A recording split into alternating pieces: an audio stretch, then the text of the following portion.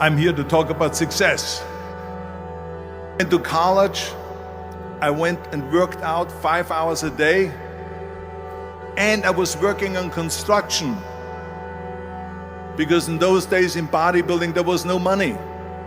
I didn't have the money for food supplements or anything. So I had to go to work. So I worked on construction.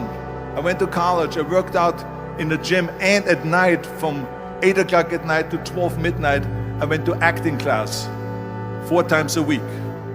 So I did all of that. There was not one single minute that I wasted. And this is why I'm standing here today.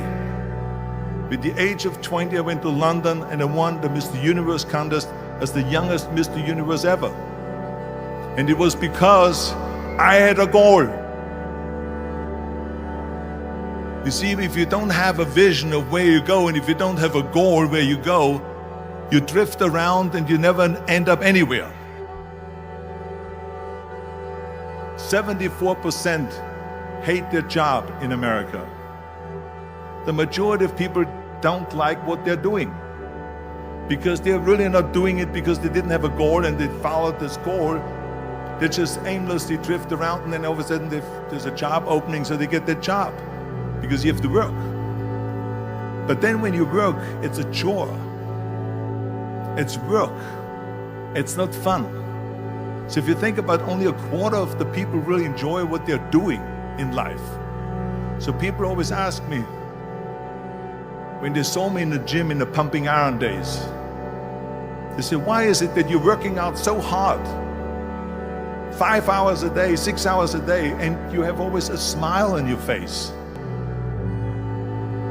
The others are working out just as hard as you do, and they look sour in the face. Why is that? And I told people all the time, I said, because to me, I'm shooting for a goal. In front of me is the Mr. Universe title. So every rep that I do gets me closer to accomplishing that goal, to make this goal, this vision, turn into reality.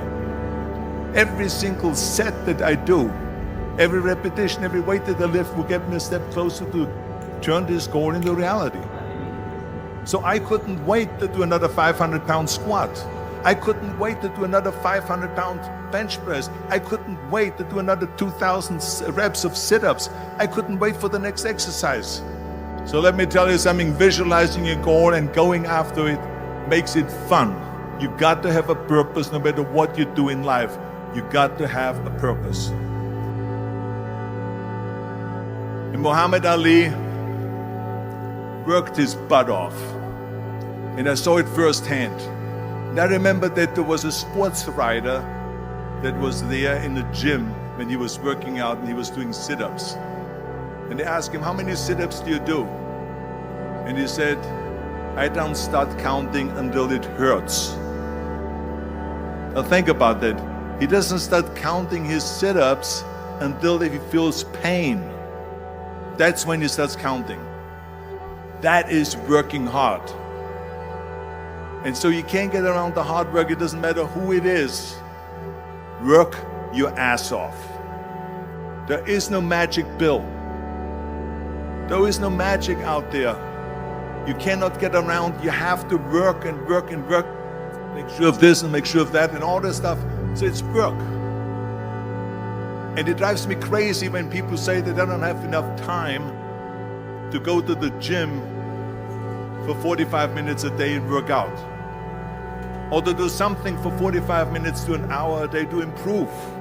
If it is physically improve or if it is mentally to improve. Imagine you read 1 hour a day about history. How much you will learn after 365 hours in 1 year. Think about if you study about the history of musicians, of composers, how much you would know. Imagine if you would work on a business, on some business that you want to develop every day for an hour. Imagine how further along you will go and get. So it drives me nuts because we have, when people say we don't have the time, we have 24 hours a day. We sleep 6 hours a day, so that gives you still 18 hours. There's someone shaking their head out here in front. They say probably, I don't sleep 6 hours, I sleep 8 hours, right? Or just sleep faster. So we have 18 hours a day. The average person works around 8 to 10 hours. So let's assume it's 10 hours, so we have 8 hours left. Then you travel around an hour a day, maybe 2 hours a day. So now you have still 6 hours left. So what do you do with these 6 hours? What do you do with these 6 hours? Then we eat a little bit, then we schmooze a little bit, talk a little bit to people and all that stuff. But you can see how much time there is available if you organize your day. So you got to work hard. I hate plan B. And I tell you why. Because we have so many doubters, as I've said earlier, the no-sayers.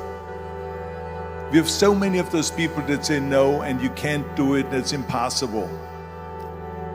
That is okay because we just turn off, as I said earlier, and we listen and we hear the no being a yes. You can't do it, you can do it, and all of that. So that is possible to do that amongst all the negative people around you. But when you start doubting yourself, that's very dangerous. Because now what you're basically saying is that if my plan doesn't work, I have a fallback plan, I have a plan B. That means that you start thinking about plan B, and every thought that you put into plan B, you're taking away now that thought and that energy from plan A.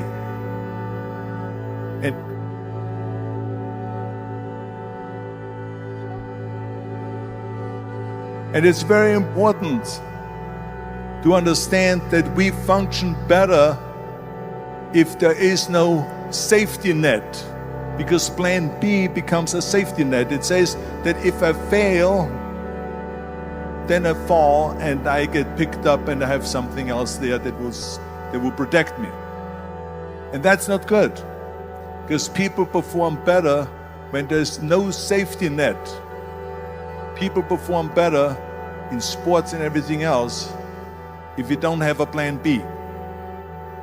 I'm telling you, I've never ever had a plan B. I made a full commitment that I'm gonna go and be a bodybuilding champion. I made a full commitment that I'm gonna be in America.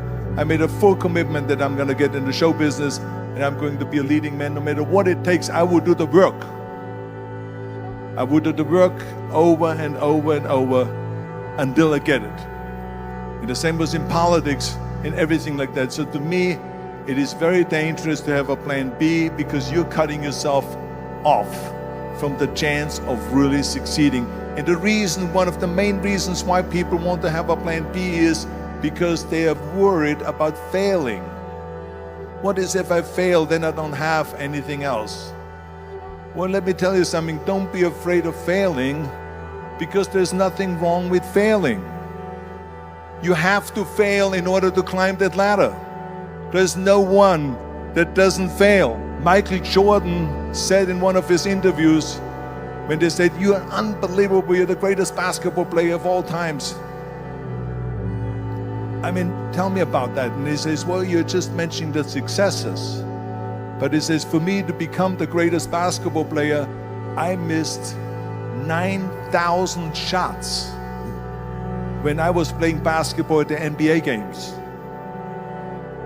So during these games that he was so successful, he missed 9,000 shots. Does it make him a failure? No. He's one of the greatest basketball players of all times, but he failed 9,000 times. Do you get it? We all fail. It's okay.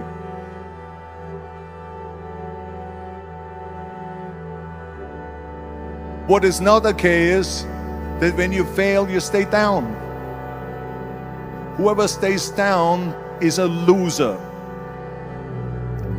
And winners will fail and get up. Fail and get up. Fail and get up. You always get up. That is a winner. That is a winner. I failed in bodybuilding. I lost bodybuilding competitions. I lost powerlifting competitions. I lost weightlifting competitions. I had movies that went in the toilet and that were terrible and got the worst reviews. And in politics, I remember I had many of the initiatives on the ballot, and we lost. My approval rating in California went down to 28%, and then it went back up again, and I won again the governorship. Hey, we all lose. We all have losses. This is okay, and this is why I say don't be worried about losing, because when you're afraid of losing, then you get frozen. You get stiff, you're not relaxed. You got to be, in order to perform well in anything, if it's in boxing or if it is on your job or with your thinking, is only happening when you relax. So relax. It's okay to fail. Let's just go all out and give it everything that you got. That's what it is all about. So don't be afraid to fail.